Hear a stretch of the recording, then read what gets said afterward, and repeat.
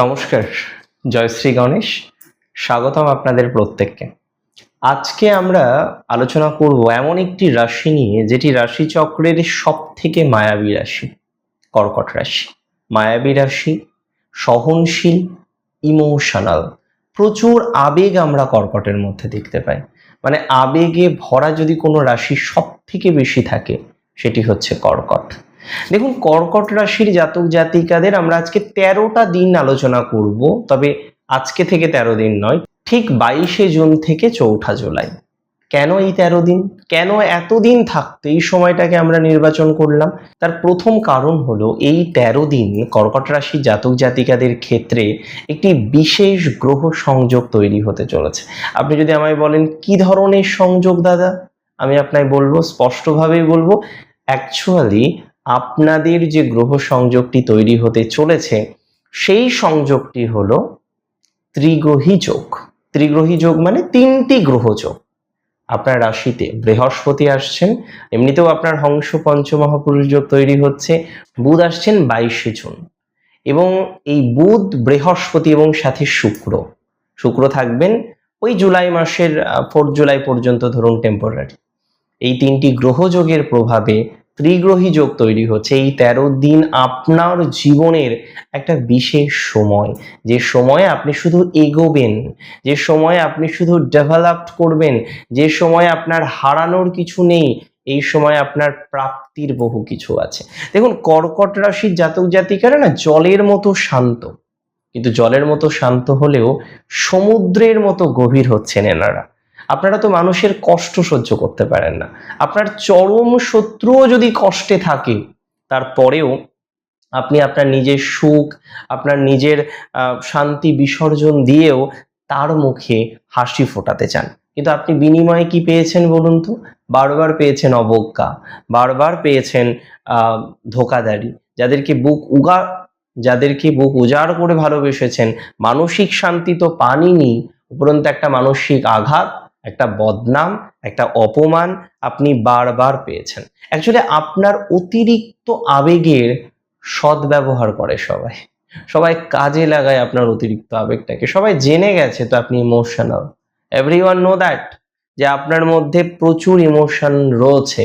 তাই আপনি যখন বিপদে থাকেন, খুব কম মানুষ আপনার পাশে দাঁড়ায়, কিন্তু তারা বিপদে থাকলে আপনি নিজেকে কন্ট্রোল করতে পারেন না তাদেরকে হেল্প করার জন্য। And that is very very very important. আমি আপনাকে একটা কথা বলতে চাই, আমি আপনাকে একটা কথাই বলবো, একাধিক বিষয় নিয়ে আলোচনা আমি করব না। আমি শুধু আপনাকে একটা কথাই বলবো। কি বিষয়ে বলবো বলুন তো? আপনার ব্যক্তিগত জীবনকে কেন্দ্র করে আমি কয়েকটা কথা আজকে বলবো। সেটি হলো, এত শত্রুর মধ্যে ভালোভাবে বাঁচা যায় না। আপনার বন্ধু কোথায়? আপনার তো সবই শত্রু। ডানে শত্রু, বামে শত্রু, উপরে শত্রু, নিচে শত্রু, শত্রু দ্বারা পরিবেষ্টিত আপনি। দেখুন, কর্কটকে একটা কথা মাথায় রাখতে হবে, ত্রিগ্রহী যোগের প্রভাবটা অত্যন্ত শুভ। চন্দ্রের এই জাতকদের একটা কথাই বলবো, আগামী এই সময়ে 13 দিন আপনার লাইফে লাকি 13 হতে চলেছে। বৃহস্পতি হচ্ছেন জ্ঞানের দেবতা।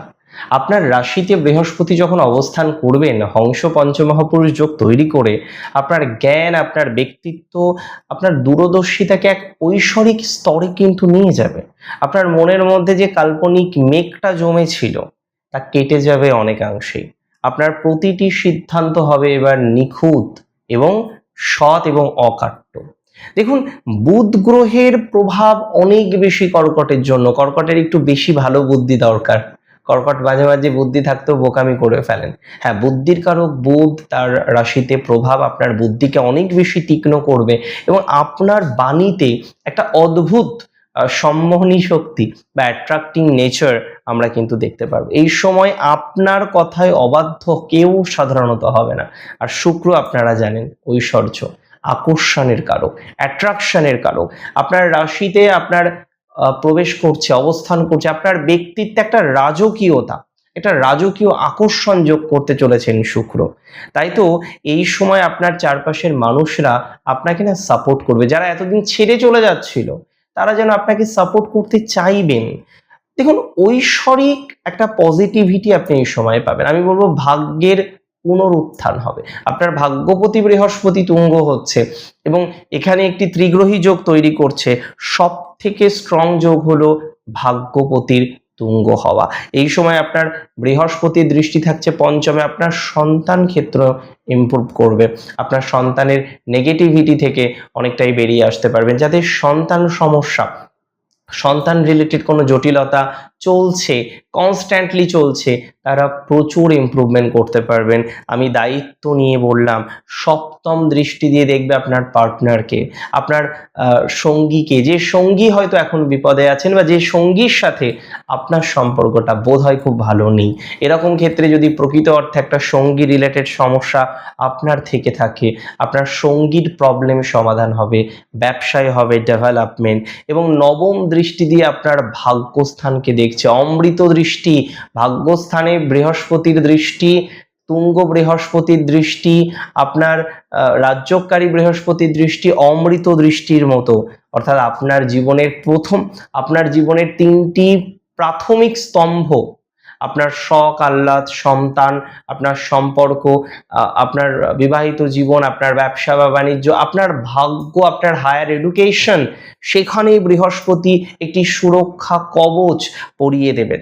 দীর্ঘদিন ধরে যে ভাগ্যের চরমতম বিপর্যয়ের মধ্যে আপনারা ছিলেন, এবার সেটি শেষ হবে। কোনো দৈব শক্তির ইশারায় আপনার আটকে থাকা কাজ, আপনার আইনি জটিলতা, আপনার যে কোনো সমস্যা থেকে সমাধানযোগ্য জায়গা আপনি তৈরি করতে পারবেন। আপনি প্রশ্ন করতে পারেন যে দাদা হোয়াই, কেন এই 13 দিন আপনার জীবনের একটা স্বর্ণযুগ? দেখুন, বুধ, বৃহস্পতি, শুক্র কর্কটের ক্ষেত্রে তিনটি গ্রহই অত্যন্ত পজিটিভ। রাজযোগ তৈরি করছে, ধনলক্ষ্মী যোগ ইভেন আমরা এখানে তৈরি হতে দেখব। মানব জীবনে এই ধরনের যোগগুলো খুব কম সময়ে আসে, আর 12 বছর আগে এই যোগ প্র্যাকটিক্যালি সম্ভব নয়, আর টেকনিক্যালি দেখতে গেলে হয়তো 12 নয়, কয়েক যুগ পরে এই ধরনের স্ট্রং ভাইবস আপনি দেখছেন। বিগত বহুদিনের প্রবলেম ঈশ্বরের কৃপা থাকলে এক নিমেষে আপনার সমাধান হয়ে যাবে, এক নিমেষে আপনার নেগেটিভিটি কর্পূরের মতো বিলীন হয়ে যাবে। দেখুন, এটি একটি সাময়িক যোগ নয়, এই যোগের ইম্প্যাক্ট কিন্তু দীর্ঘমেয়াদী। এটি আপনার হারিয়ে যাওয়া আত্মসম্মান, আপনার গরিমাকে পুনরায় পুনরুদ্ধার করবে বলে আমি বিশ্বাস করি। তবে দেখুন, কার্যকারী করার জন্য সময়টাকে কিছু টিপস আপনাকে ফলো করতে হবে। নাম্বার 1, অতীতের স্মৃতিকে বিদায় দিন। আমি কর্কটকে বারবার বলি, লেট গো করতে শিখুন। যেটা হয়ে গেছে সো হয়ে গেছে, গতস্য শোচনা নাস্তি। লেট গো করতে না পারলে হবে না। আজকে একটা মেমোরি কার্ডে যখন আমরা নতুন করে ডেটা ট্রান্সফার করি, আমাদের কি করতে হয়? যদি দেখা যায় যে না, আমরা যে ট্রান্সফারটা করব, যে ফাইলটা ট্রান্সফার করব, সেটা অনেক বেশি, তাহলে ওই মেমোরি কার্ডের পুরনো কিছু অপ্রয়োজনীয় তথ্য আমাদেরকে ডিলিট করে দিতে হয়। আপনার লাইফে এগোনোর জন্য এরকম অপ্রয়োজনীয় কিছু তথ্য ডিলিট করার সময় এসেছে এবং পার্মানেন্ট ডিলিট করার সময় এসেছে। টেম্পোরারি নয় যে রিসাইকেল বিনে থাকবে, আবার গিয়ে পুনরায় রিস্টোর করব। Don't do that. Permanent delete করুন আপনার পুরনো কিছু নেগেটিভ টক্সিক স্মৃতি, যে স্মৃতিগুলো আপনাকে এখনো পর্যন্ত সুস্থ থাকতে দেয় না। কি ভাবছেন, কেন ভাবছেন? প্লিজ এটাকে লেট গো করতে শিখুন, as soon as possible let go করতে শিখুন। এটা আপনার জন্য আবশ্যক। দেখুন, আমি বলে দিই দ্বিতীয় কথা, সাহসের সাথে পদক্ষেপ নিতে হবে। আপনি চাকরিতে বড় সিদ্ধান্ত নিতে ভয় পাচ্ছেন কেন? ব্যবসায় বড় সিদ্ধান্ত নিতে ভয় পাচ্ছেন কেন? দ্বিধাবোধ করবেন না, একটা ভালো সিদ্ধান্ত নিন, একটা পজিটিভ সিদ্ধান্ত নিন। এই সময় ঈশ্বর আপনার হাত ধরে ভাগ্য পরিবর্তন করতে সহযোগিতা করবে। এবং মানসিক শান্তি বজায় রাখুন। প্রতিদিন সকালে অন্তত 5 মিনিট, হয়তো আমি জানি আপনি ব্যস্ত মানুষ, সময় পাবেন না, অন্তত 5টা মিনিট বের করুন, একটু ধ্যান করুন, একটু মেডিটেশন করুন, ঈশ্বরের আরাধনা করার চেষ্টা করুন। দেখুন, কর্কট রাশি সমুদ্রের ঝিনুকের মতো। কেন ঝিনুক বললাম? ভিতরে তীব্র যন্ত্রণা, কিন্তু একটা খাঁটি মুক্ত তৈরি করতে সে জানে। এই মুক্ত হয়ে ওঠার দিন আপনার এসছে। শুধু ঝিনুক নয়, আপনাকে মুক্ত হতে হবে। আমি আপনাদের একটাই কথা বলবো, এই রূপান্তর, এই ট্রান্সফরমেশন দরকার আপনার লাইফে। আমি আপনার পাশে আছি, আপনার পাশে ঈশ্বর আছেন, আপনার পাশে শ্রী গণেশ আছেন, আপনার পাশে আপনি আছেন। সব থেকে ইম্পর্টেন্ট, আমার প্রয়োজন নেই, আপনার প্রয়োজন আছে। সবার আগে নিজের পাশে নিজেকে থাকতে হবে এবং ঈশ্বর তো আছেন কৃপা করার জন্য। ভালো থাকুন আপনারা প্রত্যেকে, সুস্থ থাকুন, স্বাভাবিক থাকুন। সুন্দর থাকুন। জয় শ্রী গণেশ।